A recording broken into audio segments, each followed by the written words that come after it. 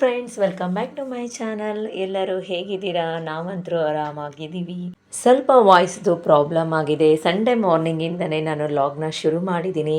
ಇವತ್ತು ಸಂಡೇ, ಮನೆಯಲ್ಲಿ ಮಕ್ಕಳು ಮತ್ತು ಹಸ್ಬೆಂಡ್ ಮನೆಯಲ್ಲಿರೋ ಕಾರಣದಿಂದ ಇವತ್ತು ನಾನು ಅಕ್ಕಿ ರೊಟ್ಟಿನ ಮಾಡ್ತಾ ಇದ್ದೀನಿ. ಆ್ಯಸ್ ಯೂಶ್ವಲ್ ನೀವೆಲ್ಲ ಮಾಡೋ ಥರನೇ ಅಕ್ಕಿ ಹಿಟ್ಟಿಗೆ ನಾನು ತರಕಾರಿಗಳನ್ನೆಲ್ಲ ಚಿಕ್ಕದಾಗಿ ಕಟ್ ಮಾಡಿ ಇಟ್ಕೊಂಡು ಹಾಕ್ಕೊಳ್ತಾ ಇದ್ದೀನಿ. ಇಲ್ಲಿ ಚಿಕ್ಕದಾಗಿ ಕಟ್ ಮಾಡಿ ಇಟ್ಕೊಂಡಿರ್ತಕ್ಕಂತಹ ಈರುಳ್ಳಿ, ಕ್ಯಾರೆಟ್ ತುರಿ, ಹಾಗೇನೆ ಸೌತೆಕಾಯಿ ತುರಿ, ಕೊತ್ತಂಬರಿ ಸೊಪ್ಪು, ಕರಿಬೇವು ಮತ್ತು ಸೊಪ್ಪೆ ಸೊಪ್ಪನ್ನು ಸೇರಿಸ್ಕೊಳ್ತಾ ಇದ್ದೀನಿ. ನೀವು ಜೊತೆಗೆ ಮೆಂತ್ಯ ಸೊಪ್ಪನ್ನು ಕೂಡ ಸೇರಿಸ್ಕೋಬೋದು. ಅದ್ರ ಜೊತೆಗೆ ಸ್ವಲ್ಪ ಜೀರಿಗೆಯನ್ನು ಕೈಯಿಂದ ಸ್ವಲ್ಪ ಉಜ್ಜಿಬಿಟ್ಟು ಹಾಕ್ತಾ ಇದ್ದೀನಿ. ಇದರಿಂದ ಟೇಸ್ಟು ಕೂಡ ಚೆನ್ನಾಗಿರುತ್ತೆ, ಡೈಜೆಷನ್ಗೂ ಕೂಡ ಹೆಲ್ಪ್ ಆಗುತ್ತೆ ಮತ್ತು ಜೀರಿಗೆದು ಫ್ಲೇವರ್ ಕೂಡ ಚೆನ್ನಾಗಿರುತ್ತೆ. ಈ ಎಲ್ಲ ತರಕಾರಿ ಅಂಶದಲ್ಲಿ ಸ್ವಲ್ಪ ನೀರಿನ ಅಂಶ ಇರುತ್ತೆ. ಅಂದರೆ ಕ್ಯಾರೆಟ್ ತುರಿಲಾಗಿರ್ಬೋದು, ಆನಿಯನಲ್ಲಾಗಿರ್ಬೋದು, ಹಾಗೆ ಸೌತೆಕಾಯಿನ ನಾವು ತುರಿದಿಟ್ಕೊಂಡಿರ್ತೀವಲ್ಲ ಅದರಲ್ಲೂ ಕೂಡ ನೀರಿನ ಅಂಶ ಇರುತ್ತೆ. ಹಾಗಾಗಿ ಮೊದಲು ಒಣ ಹಿಟ್ಟಿಗೆ ಎಲ್ಲ ತರಕಾರಿಗಳನ್ನು ಒಂದ್ಸರಿ ನೀಟಾಗಿ ಕೈಯಿಂದ ಮಿಕ್ಸ್ ಮಾಡ್ಕೋಬೇಕು. ಅದರ ನಂತರ ಸ್ವಲ್ಪ ನಚ್ಚಬೆಚ್ಚಗಾಗಿರ್ತಕ್ಕಂತಹ ನೀರಿನಿಂದ ನಾವು ಕಲಿಸ್ತಾ ಹೋಗಬೇಕು. ಇದರಿಂದ ರೊಟ್ಟಿ ಕೀಳೋದು ಅಂದರೆ ಹರಿಯೋ ಅಂಥದ್ದು, ನಡುವೆ ಒಡೆಯೋ ಅಂಥದ್ದು ಆ ಥರ ಆಗೋದಿಲ್ಲ. ಸ್ಮೂತಾಗಿ ರೊಟ್ಟಿ ತಟ್ಟಲಿಕ್ಕೆ ಈಸಿ ಆಗುತ್ತೆ. ಒಂದು 5 ನಿಮಿಷ ಅದನ್ನು ನೆನೆಯಲಿಕ್ಕೆ ಅಂತ ಬಿಟ್ಬಿಟ್ಟು ನಾನಿವಾಗ ಚಟ್ನಿನ ಮಾಡ್ಕೊಳ್ಳೋಕ್ಕೆ ಬಂದಿದ್ದೀನಿ. ಸ್ವಲ್ಪ ಎಣ್ಣೆನ ಬಿಸಿ ಮಾಡಿಕೊಂಡು ಅದರಲ್ಲಿ ಕಡಲೆಬೇಳೆ ಹಾಗೆ ಶೇಂಗಾನ ಫ್ರೈ ಮಾಡ್ಕೊಳ್ತಾ ಇದ್ದೀನಿ. ನಂತರವಾಗಿ ಇದಕ್ಕೆ ಈರುಳ್ಳಿ ಮತ್ತು ಬೆಳ್ಳುಳ್ಳಿಯನ್ನು ಸೇರಿಸ್ಬಿಟ್ಟು ಫ್ರೈ ಮಾಡ್ಕೊಳ್ತಾ ಇದ್ದೀನಿ. ನಂತರವಾಗಿ ಅದಕ್ಕೆ ಇಲ್ಲಿ ಸ್ವಲ್ಪ ಟೊಮೊಟೊವನ್ನು ಸೇರಿಸಿ ಅದರ ಜೊತೆಗೆ ಸ್ವಲ್ಪ ಪುದೀನ ಸೊಪ್ಪು ಹಾಗೆ ಕೊತ್ತಂಬರಿ ಸೊಪ್ಪು ಎಲ್ಲವನ್ನು ಸೇರಿಸಿ ಒಂದ್ಸರಿ ಮಿಕ್ಸ್ ಮಾಡ್ಕೊಳ್ತೀನಿ. ಅದ್ರ ಜೊತೆಗೆ ಹುಣಸೆ ಹಣ್ಣನ್ನು ಸೇರಿಸ್ಬಿಟ್ಟು ಫ್ರೈ ಮಾಡ್ಕೊಳ್ತೀನಿ. ನಂತರವಾಗಿ ನಾನಿಲ್ಲಿ ಇದಕ್ಕೆ ಖಾರದ ಪುಡಿಯನ್ನು ಸೇರಿಸ್ಕೊಳ್ತಾ ಇದ್ದೀನಿ. ಖಾರದ ಪುಡಿ ಬೇಡ ಅಂತಂದರೆ ಒಣಮೆಣಸಿನ್ಕಾಯಿಯನ್ನು ಕೂಡ ನಾವು ಸೇರಿಸ್ಕೋಬೋದು. ಜೊತೆಗೆ ಸ್ವಲ್ಪ ಉಪ್ಪನ್ನು ಹಾಕಿ ಫ್ರೈ ಮಾಡಿಕೊಂಡು ಆರಿದ ನಂತರ ನಾವು ಒಂದು ಮಿಕ್ಸಿ ಜಾರ್ಗೆ ಹಾಕ್ಕೊಂಡ್ಬಿಟ್ಟು ಚಟ್ನಿಯನ್ನು ಮಾಡ್ಕೋಬೇಕು. ನೀರು ಸೇರಿಸುವಂತಹ ಅವಶ್ಯಕತೆ ಇರೋದಿಲ್ಲ. ಆನಿಯನ್ನು ಟೊಮೊಟೊದಲ್ಲಿ ನೀರಿನ ಅಂಶ ಇರುತ್ತೆ. ಹಾಗಾಗಿ ನಾನಿವತ್ತು ಟೊಮೊಟೊ ಚಟ್ನಿಯನ್ನು ಇಲ್ಲಿ ಮಾಡ್ತಾ ಇದ್ದೀನಿ. ಅದಕ್ಕೆ ಸ್ವಲ್ಪ ಒಗ್ಗರಣೆಯನ್ನು ಕೊಟ್ಟರೆ ತುಂಬ ಟೇಸ್ಟಾಗಿರುತ್ತೆ. ಹಾಗಾಗಿ ಸ್ವಲ್ಪ ಎಣ್ಣೆಯನ್ನು ಬಿಸಿ ಮಾಡಿಕೊಂಡು ಕಡಲೆಬೇಳೆ, ಉದ್ದಿನಬೇಳೆ, ಸಾಸಿವೆ, ಜೀರಿಗೆ, ಕರಿಬೇವು ಹಾಗೆ ಅದ್ರ ಜೊತೆ ಸ್ವಲ್ಪ ಒಣಮೆಣಸಿನ್ಕಾಯಿನ ಸೇರಿಸ್ಬಿಟ್ಟು ಫ್ಲೇಮನ್ನು ಆಫ್ ಮಾಡಿ ನಂತರವಾಗಿ ಬಿಸಿ ಇರುವಾಗಲೇ ಅದನ್ನು ಟೊಮೊಟೊ ಚಟ್ನಿಗೆ ಮಿಕ್ಸ್ ಮಾಡ್ತಾ ಇದ್ದೀನಿ. ನಂತರವಾಗಿ ನೀಟಾಗಿ ಒಂದ್ಸರಿ ಕೈ ಆಡಿಸ್ಕೊಂಡ್ಬಿಟ್ರೆ ಚಟ್ನಿ ಅಂತೂ ಸಖತ್ ಟೇಸ್ಟಾಗಿ ಬರುತ್ತೆ. ಇದನ್ನು ನೀವು ದೋಸೆ, ಚಪಾತಿ, ಇಡ್ಲಿ ಯಾವುದಕ್ಕೆ ಬೇಕಾದರೂ ಮಾಡ್ಕೋಬೋದು. ನಾನು ಇವತ್ತು ಅಕ್ಕಿ ರೊಟ್ಟಿ ಜೊತೆ ಮಾಡಿದ್ದೀನಿ. ಆ್ಯಸ್ ಯೂಶ್ವಲ್ ಯಾವಾಗಲೂ ಕೊಬ್ಬರಿ ಚಟ್ನಿನ ಮಾಡ್ತಾ ಇರ್ತಿದ್ವಿ. ಹಾಗಾಗಿ ಇವತ್ತು ಟೊಮೊಟೊ ಚಟ್ನಿಯನ್ನು ಮಾಡೋಣ ಅಂತ ಮಾಡ್ತಾ ಇದ್ದೀನಿ. ಚಟ್ನಿ ಕೂಡ ರೆಡಿ ಆಯಿತು. ಇವಾಗ ಬಿಸಿ ಬಿಸಿ ರೊಟ್ಟಿಯನ್ನು ತಟ್ಬಿಟ್ಟು ಹಾಗೆ ಎಲ್ಲರಿಗೂ ಸರ್ವ್ ಮಾಡ್ಬೋದು. ನೋಡಿ, ಈ ಥರ ರೊಟ್ಟಿಯನ್ನು ತಟ್ಟೋಕ್ಕೆ ನಾನು ಒಂದು ಬಟರ್ ಪೇಪರನ್ನು ತೆಗೆದುಕೊಂಡಿದ್ದೀನಿ. ನೀವು ಪ್ಲಾಸ್ಟಿಕ್ ಪೇಪರ್ ಕೂಡ ತೊಗೋಬೋದು. ಇಲ್ಲ ಅಂದರೆ ಒಂದು ಕಾಟನ್ ತೆಳುವಾದ ಬಟ್ಟೆಯಲ್ಲೂ ಕೂಡ ನಾವು ಅಕ್ಕಿ ರೊಟ್ಟಿಯನ್ನು ತಟ್ಬೋದು. ಮೊದಲಿಗೆ ಸ್ವಲ್ಪ ಎಣ್ಣೆನ ಹಚ್ಕೊಂಡ್ಬಿಟ್ಟು ಈ ಥರ ತಟ್ತಾ ಹೋಗಬೇಕು. ತಟ್ಟೋ ಸಮಯದಲ್ಲಿ ಕೈಗೆ ಅಂಟಬಾರ್ದು ಅನಿಸಿದರೆ ಸ್ವಲ್ಪ ಎಣ್ಣೆಯಲ್ಲಿ ಕೈಯನ್ನು ಹತ್ಕೊಂಡ್ಬಿಟ್ಟು ಪಕ್ಕ ತಟ್ತಾ ಹೋದ್ವಿ ಅಂದರೆ ಎಡ್ಜಲ್ಲಿ ತಟ್ತಾ ಹೋಗ್ಬೇಕು ಯಾವಾಗಲೂ. ಅವಾಗ ನೀಟಾಗಿ ಅಕ್ಕಿ ರೊಟ್ಟಿ ಬೇಗ ದೊಡ್ಡದಾಗುತ್ತಾ ಬರುತ್ತೆ. ಅಷ್ಟರಲ್ಲೇ ಹಂಚು ಕೂಡ ಕಾಯಲಿಕ್ಕೆ ಇಟ್ಟಿದ್ದೆ. ಸ್ವಲ್ಪ ಎಣ್ಣೆನ ಹಾಕಿಬಿಟ್ಟು ನಂತರ ಅಕ್ಕಿ ರೊಟ್ಟಿನ ಅದಕ್ಕೆ ಹಾಕಿ ಬಟರ್ ಪೇಪರ್ನ ಎತ್ತಿದರೆ ಆಯಿತು. ಸ್ವಲ್ಪ ಕೂಡ ಹಿಡ್ಕೊಳ್ಳೋದಿಲ್ಲ. ಪ್ಲಾಸ್ಟಿಕ್ ಪೇಪರಲ್ಲಿ ಹಾಕುವಾಗ ಕೈಲೇ ನಾವು ಅಕ್ಕಿ ರೊಟ್ಟಿನ ತೆಕ್ಕೊಂಬಿಟ್ಟು ಹಂಚಿಗೆ ಹಾಕಬೇಕು, ಇಲ್ಲಾಂದರೆ ಪ್ಲಾಸ್ಟಿಕ್ಕು ಹಿಡಿದ್ಬಿಡುತ್ತೆ. ನಂತರ ಟಿಫಿನ್ ಎಲ್ಲ ಮುಗಿಸ್ಕೊಂಡ್ಬಿಟ್ಟು ಇವತ್ತು ಮಧ್ಯಾಹ್ನ ಫಿಲ್ಮಿಗೆ ಹೋಗೋಣ ಅಂತ ಡಿಸೈಡ್ ಮಾಡಿದ್ವಿ. ಫಿಲ್ಮ್ ಬಂದು ಚಾವಾ ಅಂತ ಹೇಳಂತಂದು ನಿಮಗೆ ಗೊತ್ತಿದೆ. ಮರಾಠ ಸಾಮ್ರಾಜ್ಯದ ಚಕ್ರವರ್ತಿ ಶಿವಾಜಿಯವರ ಮಗ ಸಂಭಾಜಿಯವರ ಒಂದು ಫಿಲ್ಮ್ ಇದು. ತುಂಬಾ ಚೆನ್ನಾಗಿದೆ. ಹಾಗಾಗಿ ಮಕ್ಕಳನ್ನು ಕರ್ಕೊಂಡು ಮನೆಯಿಂದ ಒಂದು 15 ಮಿನಿಟ್ಸ್ ವಾಕೇಬಲ್ ಡಿಸ್ಟೆನ್ಸಲ್ಲಿ ನಮಗೆ ಸಿಟಿ ಸೆಂಟರ್ ಅಂತ ಸಿಗುತ್ತೆ ಮಾಲು, ಅಲ್ಲೇ ಫಿಲ್ಮ್ ಇರೋದು. ಹಾಗಾಗಿ ವಾಕ್ ಮಾಡ್ತಾನೆ ನಾವು ಇವಾಗ ಹೋಗ್ತಾ ಇದ್ದೀವಿ. ನೀವು ನೋಡ್ಬೋದು ಸುತ್ತಮುತ್ತ ಎಲ್ಲ ಬಿಲ್ಡಿಂಗ್ಗಳು ಹೇಗೆ ಕಾಣ್ತಾ ಇದೆ ಅಂತ. ಇಲ್ಲಿ ಸ್ವಲ್ಪ ವಿಂಟರ್ ಸೀಸನ್ ಇನ್ನೂ ಕೂಡ ಇದೆ. ಒಂದು ಸೈಡಲ್ಲಿ ನೆರಳು ಬೀಳುತ್ತೆ, ಒಂದು ಸೈಡಲ್ಲಿ ಬಿಸಿಲು ಕೂಡ ಬರುತ್ತೆ. ಇದು ಸಿಟಿ ಸೆಂಟರ್. ನಾವಿವಾಗ ಇಲ್ಲಿ ರೀಚ್ ಆದ್ವಿ.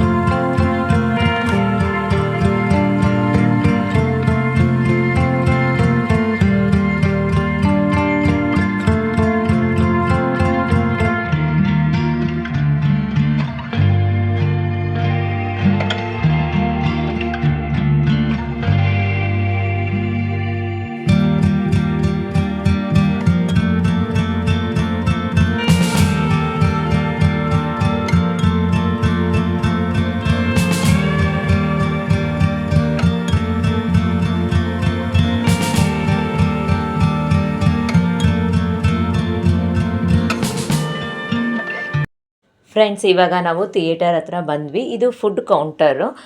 ಇಲ್ಲಿ ನಮ್ಗೆ ಏನೇನು ಬೇಕೋ ಫುಡ್ಡೆಲ್ಲ ನಾವು ಆರ್ಡರ್ ಮಾಡ್ಕೋಬೇಕು. ಒಳಗಡೆ ಏನನ್ನೂ ಬಿಡೋದಿಲ್ಲ, ಬ್ಯಾಗ್ಗಳೆಲ್ಲ ಚೆಕ್ ಆಗುತ್ತೆ. ಫುಡ್ಗಳನ್ನು ಒಳಗಡೆ ಒಯ್ಯೋ ಹಾಗಿಲ್ಲ. ಹಾಗೆ ಇಲ್ಲಿ ಎಮರ್ಜೆನ್ಸಿ ಟಿಕೆಟ್ ಕೌಂಟರ್ ಕೂಡ ಇರುತ್ತೆ. ಹಾಗೆ ಮುಂದೆ ಬರುವಂಥ ಫಿಲ್ಮ್ಗಳು ಯಾವ್ಯಾವು, ಇವಾಗ ಯಾವ ಫಿಲ್ಮ್ ಇದೆ, ಎಷ್ಟೊತ್ತಿಗಿದೆ ಎಲ್ಲ ಅಲ್ಲಿ ಡಿಸ್ಪ್ಲೇಯಲ್ಲಿ ಬರ್ತಾ ಇರುತ್ತೆ. ನಾವು ಯಾವ ಫಿಲ್ಮ್ ಬೇಕೋ ಆ ಫಿಲ್ಮಿಗೆ ಹೋಗಬಹುದು. ನಾವು ಬಿಫೋರಲ್ಲೇ ಆನ್ಲೈನಲ್ಲೇ ಟಿಕೆಟ್ಸ್ನ ತೆಗೆದುಕೊಂಡು ಬಂದಿದ್ವಿ. ಯಾಕೆಂದರೆ ಇಲ್ಲಿ ಬಂದು ಟಿಕೆಟ್ಸ್ ತೊಗೊಳ್ಳೋಕ್ಕೆ ಆಗೋದಿಲ್ಲ. ಇಲ್ಲೆಲ್ಲ ಆನ್ಲೈನಲ್ಲೇ ಟಿಕೆಟ್ಗಳನ್ನು ತೆಗೆದುಕೊಳ್ತಾರೆ. ಎಮರ್ಜೆನ್ಸಿ ನಾವು ಬಂದಾಗ ಈ ಥರ ನೋಡಿ ಇಲ್ಲಿ ಕೌಂಟರ್ ಇದೆ. ಇಲ್ಲಿ ಹೋಗಿಬಿಟ್ಟು ನಾವು ಎಮರ್ಜೆನ್ಸಿ ಕ್ವಿಕ್ ಟಿಕೆಟ್ಸ್ ಅಂತ ಅಂದ್ಬಿಟ್ಟು ಕೂಡ ತೆಗೆದುಕೋಬೋದು. 4 ಜನರಿಗೂ ಟಿಕೆಟ್ ತೊಗೊಂಡಿದ್ದಾಯಿತು, ಫಿಲ್ಮ್ ನೋಡಲಿಕ್ಕೆ ಬಂದಿದ್ದಾಯಿತು. ಮಕ್ಕಳಂತೂ ಸಖತ್ ಖುಷಿಯಾಗಿದ್ದರು. ಶಿವಾಜಿ ಬಗ್ಗೆ ಅವರಿಗೆಲ್ಲ ಸ್ವಲ್ಪ ಹೇಳಿದ್ವಿ ಅಲ್ವಾ, ಅದರದ್ದೆಲ್ಲ ಟ್ರೈಲರ್ ಕೂಡ ಎಲ್ಲ ನೋಡಿದರು. ಹಾಗಾಗಿ ಫಿಲ್ಮ್ನ ಯಾವಾಗ ನೋಡ್ತೀವಿ ಅಂತ ತುಂಬ ಎಕ್ಸೈಟ್ಮೆಂಟಲ್ಲಿದ್ದರು. ಬಟ್ ನಮಗಲ್ಲೊಂದು ಶಾಕಿಂಗ್ ಕೂಡ ಕಾದಿತ್ತು. ಏನಂತಂದರೆ 15+ ಇರೋದ್ರ ಮೇಲೆ ಮಕ್ಕಳಿಗೆ ನಾವು ಅಲೋ ಮಾಡ್ತೀವಿ, ಒಳಗಡೆ ಇರೋವಂಥ ಮಕ್ಕಳಿಗೆ ಅಲೋವಿಲ್ಲ ಅಂತ ಹೇಳಿಬಿಟ್ರು. ತುಂಬಾ ಬೇಜಾರಾಗೋಗ್ಬಿಡ್ತು. ಇನ್ನೇನು ಮಾಡೋದು, 4 ಟಿಕೆಟ್ ತೆಗೆದುಕೊಂಡಿದ್ದೀವಿ. ಆನಂತರ ಹೇಗಪ್ಪ ಅಂತ ಅಂದ್ಕೊಂಡ್ವಿ. ಅವ್ರು ಹೇಳಿದರು ಎಕ್ಸ್ಚೇಂಜ್ ಮಾಡ್ಕೋಬೋದು, ನೀವು ಕಿಡ್ಸ್ ಮೂವಿ ಕೂಡ ಇವಾಗ ಪ್ಲೇ ಆಗುತ್ತೆ, ನೀವು ಕಿಡ್ಸ್ನ ಅಲ್ಲಿ ಕೂರಿಸಿ ನೀವು ಆ ಮೂವಿನ ನೋಡಿ ಅಂತ ಒಂದು ಸಜೆಷನ್ ಮಾಡಿದರು. ನಾವು ಕೂಡ ಇಲ್ಲೇ ಇರ್ತೀವಿ, ನಾವು ನೋಡ್ಕೊಳ್ತೀವಿ ಅಂತ ಹೇಳಿದರು. ಮಕ್ಕಳಂತರೂ ಇವಾಗ ತುಂಬಾ ಫಾಸ್ಟು. ಅವರು ಸರಿ ನಾವು ನೋಡ್ತೀವಿ, ನೀವು ಹೋಗಿ ಅಮ್ಮ ಅಪ್ಪ ಅಂತ ಹೇಳಿಬಿಟ್ರು. ಅವಾಗ ಅನಿಸ್ತು ಮಕ್ಕಳು ಎಷ್ಟು ಬೇಗ ದೊಡ್ಡವರಾಗ್ಬಿಡ್ತಾರೆ ಅಲ್ವಾ ಅಂತ ಹೇಳಂತಂದು ಅವರು ಆ ಫಿಲ್ಮನ್ನು ನೋಡಿದರು. ನಾವು ಹೋಗಿಬಿಟ್ಟು ಈ ಫಿಲ್ಮನ್ನು ನೋಡಿದ್ವಿ. ನೋಡಿ, ಒಂದೊಂದು ಸರಿ ಅಂದ್ಕೊಳ್ಳೋದೇ ಒಂದು, ಆಗೋದೇ ಇನ್ನೊಂದು. ಹಾಗಾಗಿ ಎಷ್ಟೊಂದು ಸರಿ ಎಷ್ಟು ಹುಷಾರಾಗಿ ಎಲ್ಲ ತಿಳ್ಕೊಳ್ತಾ ಇರ್ತೀವಿ, ಸಮ್ ಟೈಮ್ ಮಿಸ್ ಆಗಿಬಿಡುತ್ತೆ. ಅದು ನಮಗೆ ಅದು ಟಿಕೆಟ್ ಬುಕ್ಕಿಂಗ್ ಟೈಮಲ್ಲಿ ಗೊತ್ತಾಗಲಿಲ್ಲ. ಇಲ್ಲ ಅಂತಂದರೆ ನನ್ನ ಹಸ್ಬೆಂಡು ಯಾವಾಗ್ಲೂ ನೀಟಾಗಿ ನೋಡಿನೇ ಎಲ್ಲ ವಿಷಯನೂ ಪ್ಲ್ಯಾನ್ ಮಾಡ್ತಾರೆ. ಪ್ಲ್ಯಾನ್ ಮಾಡೋದ್ರಲ್ಲಿ ಅವರು ತುಂಬ ಪರ್ಫೆಕ್ಟು. ಬಟ್ ಈ ಸರಿ ಈ ಥರ ಮಿಸ್ ಆಗಿಬಿಡ್ತು. ಅಲ್ಲಿ ಹೋದ್ಮೇಲೆ ನಮಗೆ ಗೊತ್ತಾಗಿದ್ದು ಅದು ಹೀಗೆ ಅಂತ ಹೇಳಂತಂದು. ಸೊ ಏನು ಮಾಡೋಕ್ಕಾಗುತ್ತೆ ಅಲ್ವಾ. ನಂತರ ಫಿಲ್ಮೆಲ್ಲ ನೋಡ್ಕೊಂಡು ಬಂದ್ವಿ. ತುಂಬ ಚೆನ್ನಾಗಿತ್ತು. ಕೊನೆಯಲ್ಲಿ ಅಂತೂ ತುಂಬ ಅಳು ಬಂತು. ಇವತ್ತು ನಮಗೆ ಸ್ವಾತಂತ್ರ್ಯ ಸಿಕ್ಕಿದೆ ಅನ್ನೋದಾದರೆ ಅದರ ಹಿಂದೆ ಎಷ್ಟೋ ಜನರ ಬಲಿದಾನ ಇದೆ, ಎಷ್ಟೋ ಜನರ ಕನಸಿದೆ, ಅದಕ್ಕಾಗಿ ಎಷ್ಟು ಹೋರಾಡಿದ್ದಾರೆ. ನಾವು ಇವಾಗ ಹೇಗಿರಬೇಕಲ್ಲಪ್ಪ ಅಂತ ಅನ್ನಿಸ್ತು. ತುಂಬ ಪ್ರೌಡ್ ಫೀಲ್ ಆಯಿತು ಅವ್ರನ್ನೆಲ್ಲ ನೋಡಿದಾಗ. ಫಿಲ್ಮ್ ಮಾತ್ರ ತುಂಬ ಚೆನ್ನಾಗಿತ್ತು. ನನಗಂತೂ ಅಳು ಬಂದುಬಿಡ್ತು ಕೊನೆಯಲ್ಲೆಲ್ಲ. ಸಮಯ ಸಿಕ್ಕರೆ ನೀವು ಕೂಡ ನೋಡಿ ಬನ್ನಿ, ಚೆನ್ನಾಗಿದೆ. ಹಾಗೆ ಇದು ನೆಕ್ಸ್ಟ್ ದಿನದ್ದು ಕಂಟಿನ್ಯೂ ಲಾಗು. ಮಧ್ಯಾಹ್ನ ಬಂದುಬಿಟ್ಟು ನಾನು ಚೀಸ್ ಚಪಾತಿಯನ್ನು ಮಾಡಿದ್ದೆ. ಇವಾಗ ಕಾಮನ್ ಚಪಾತಿನ ಉದ್ದೋಕ್ಕಿಂತ ಈ ಥರ ಚೀಸನ್ನು ಹಾಕಿ ಮಾಡಿಕೊಟ್ರೆ ಮಕ್ಕಳು ಕೂಡ ತುಂಬ ಇಷ್ಟಪಟ್ಟು ತಿಂತಾರೆ. ಸಡನ್ನಾಗಿ ನಮಗೆ ಪಲ್ಯ ಮಾಡೋಕ್ಕಾಗಿರಲ್ಲ ಅಂತ ತಿಳ್ಕೊಳ್ಳಿ, ಅಥವಾ ಮಕ್ಕಳಿಗೆ ಏನಾದ್ರು ಚೇಂಜಸ್ ಬೇಕಾಗಿರಲಿ, ನಾವು ಕೂಡ ತಿನ್ಬೋದು, ತುಂಬಾ ಟೇಸ್ಟಾಗಿರುತ್ತೆ. ಇಲ್ಲಿ ನಾನು ರೌಂಡ್ ಶೇಪಲ್ಲಿ ಚಪಾತಿನ ಉದ್ಕೊಂಡ್ಬಿಟ್ಟು ಅದರೊಳಗಡೆ ಸ್ಲೈಡ್ಸ್ ಚೀಸನ್ನು ತೆಗೆದುಕೊಂಡಿದ್ದೀನಿ. ಅದಕ್ಕೆ ಸ್ವಲ್ಪ ಪೆಪ್ಪರ್ ಪೌಡರ್ ಹಾಗೆ ಉಪ್ಪನ್ನು ಸೇರಿಸಿದ್ದೀನಿ. ನೀವು ಬೇಕಾದ್ರೆ ಚಿಲ್ಲಿ ಫ್ಲೇಕ್ಸ್ ಆಗಿರ್ಬೋದು, ಖಾರದ ಪುಡಿ ಮತ್ತು ಸಾಂಬಾರು ಪುಡಿ, ಈ ಥರದ ಎಕ್ಸ್ಟ್ರಾ ಐಟಮ್ಸ್ಗಳನ್ನು ಕೂಡ ನೀವು ಹಾಕ್ಕೋಬೋದು. ನಂತರ ಸ್ಕ್ವಯರ್ ಶೇಪಲ್ಲಿ ಇದನ್ನು ಉದ್ಬಿಟ್ಟು ಮಾಡಿದ್ದೀನಿ. ಇಲ್ಲಿ ನನ್ನ ಹತ್ರ ಮೈನೀಸ್ ರೆಡ್ ಚಿಲ್ಲಿ ಇತ್ತು, ಹಾಗಾಗಿ ಅದನ್ನು ಚಪಾತಿಗೆ ಹಚ್ಕೊಂಡು ಬಂದೆ. ಇದು ಮಕ್ಕಳಿಗೆ ಇಷ್ಟೇ ಸಾಕು, ಖಾರ ಟೇಸ್ಟಿ ಎಲ್ಲ ಬರುತ್ತೆ. ನಾವು ಬೇಕಂದರೆ ಉಪ್ಪು ಎಲ್ಲ ಹಾಕಿ ಉದ್ಬಿಟ್ಟಿರ್ತೀವಿ ಅಲ್ವಾ, ಹಾಗಾಗಿ ಸಖತ್ ಟೇಸ್ಟಿಯಾಗಿರುತ್ತೆ.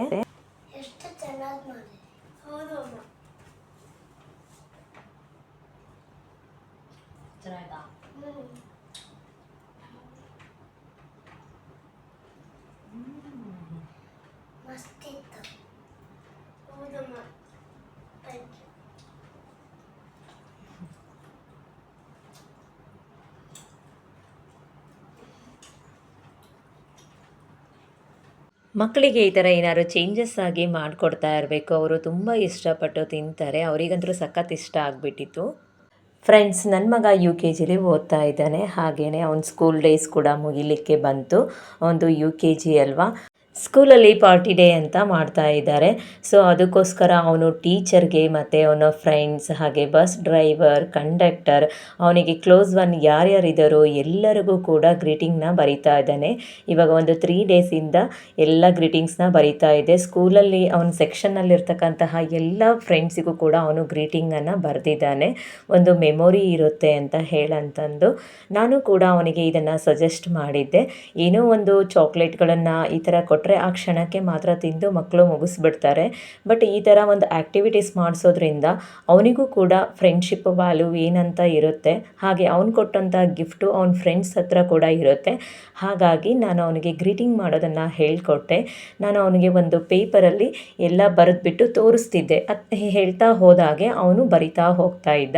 ನಂತರ ಪ್ರತಿಯೊಂದನ್ನು ಕೂಡ ನಾನು ಅವನ ಹತ್ರನೇ ಪ್ಯಾಕಿಂಗ್ ಮಾಡಿಸಿದೆ. ಹಾಗೆ ಸ್ಕೂಲ್ ಪಾರ್ಟಿ ಇರೋದ್ರಿಂದ ನೀವು ಏನಾದರೂ ಸ್ನ್ಯಾಕ್ಸ್ನ ತೆಗೆದುಕೊಂಡು ಬರಬೇಕು ಅಂತ ಹೇಳಿದರು.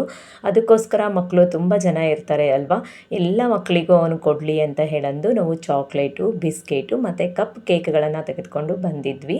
ಇವಾಗ ಎಲ್ಲ ನೈಟ್ ಎಲ್ಲ ರೆಡಿ ಮಾಡಿಟ್ಕೊತಾ ಇದ್ವಿ. ಬೆಳಗ್ಗೆ ಅವನಿಗೆ 6:10ಗೆ ಬಸ್ ಸ್ಟಾಪಿಗೆ ನಾವು ಹೋಗಬೇಕು ಅಲ್ವಾ. ಹಾಗಾಗಿ ನೈಟ್ ಎಲ್ಲ ಪ್ರಿಪ್ರೇಷನ್ ಆಯಿತು. ಅವನ ಹತ್ರನೇ ಕೂಡ ನಾನು ಎಲ್ಲದನ್ನು ಮಾಡಿಸ್ಬಿಟ್ಟು ಬ್ಯಾಗ್ ಪ್ಯಾಕ್ ಮಾಡಿಸಿದೆ. ಮಕ್ಕಳ ವೀಡಿಯೋಸ್ಗಳನ್ನು ನೀವು ನೋಡಬೇಕಾಯ್ತು ಅನ್ನೋದಾದರೆ ಇನ್ಸ್ಟಾಗ್ರಾಮಲ್ಲಿ ನಿಶ್ಚಿತ್ ನಿರ್ಮಿತ್ ಅಂತ, ಹಾಗೆ ಯೂಟ್ಯೂಬ್ ಚಾನಲಲ್ಲಿ ನಿಶ್ಚಿತ್ ನಿರ್ಮಿತ್ ಅಂತ ಚಾನಲ್ ಇದೆ. ಅಲ್ಲಿಗೆ ಬಂದು ನೀವು ವಿಸಿಟ್ ಮಾಡಿದರೆ ನನ್ನ ಇಬ್ಬರು ಮಕ್ಕಳ ಎಲ್ಲ ವೀಡಿಯೋಸ್ಗಳನ್ನು ನೀವು ನೋಡಬಹುದು.